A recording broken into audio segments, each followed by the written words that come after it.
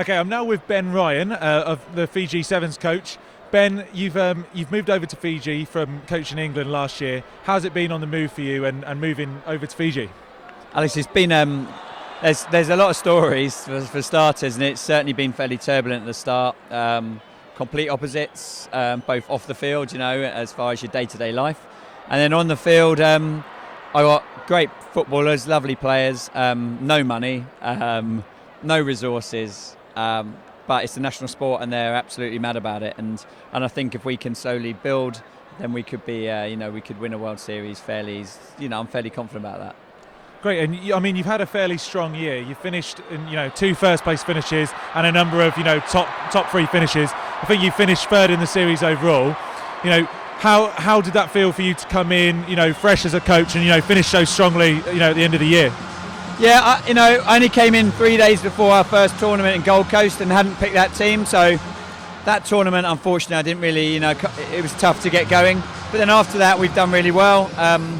Personally, it's nice to finish above England. Maybe I had a little point to prove there, and I've got one to prove next year as well. But we haven't got the money, and it's not, we're not shouting as poor relations or complaining about it, but it's fact, and we lose so many players abroad to France or to NRL, or even just to a 3rd or 4th level team because they can pay money. We're the only side that are amateur. Our boys do jobs. Hopefully that will change in a couple of months. We've seen 4 of our team are unemployed, got 3 hotel porters, got a policeman, a couple of prison wardens, so to be mixing it and winning tournaments this level is pretty remarkable. Yeah, that's pretty amazing for a 3rd place finish. And coming in yourself as a coach, what have you brought in as an ethos into the team yourself that's led the boys to look so strong this year? Some of the fundamentals. So it's surprising, but you don't know what you don't know. So eating right, preparing well, training a little bit harder than they probably were used to. There was first phase stuff, kickoffs, line out, scrums and defence. That was Friday afternoon before the game. They just wouldn't have bothered about it. And we didn't have consistency. If you lost the tournament, they sat the coach, they sat the players, 35 players last year. So I've sort of settled down with a fairly consistent group. And we scored more points than anybody else this year. We scored more tries than anybody else this year. We've got top try scorer in the world. That's the 3rd year in a row that I've coached a team that have had the top try scorer. I think I know how to coach attack, and with Fiji, it's not hard.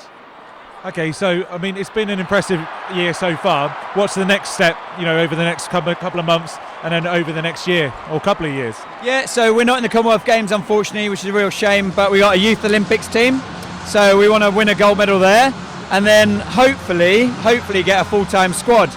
In Fijian terms, full-time means the boys will be on about £7,000, but that'll be enough for them to go full-time and stop them going abroad to France and everywhere else, as we try and qualify, automatically next year in the top 4 for the Olympics. Okay, great. Well, Ben, thanks so much for talking to us, and congratulations on an impressive year. Shame about the finish today, but we look forward to seeing good things from you next year and in the future. Yeah, thanks very much. Yeah, we were buggered in the last game. Very tired, so proud of their efforts. Cheers. Okay, thanks, Ben. Cheers. Thanks, mate.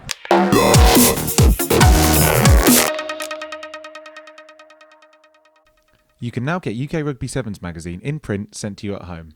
Just go to ukrugby7s.com and sign up for the annual subscription or for individual copies, and get everything you wanted to know about UK Sevens sent directly to your door for only £10 per year.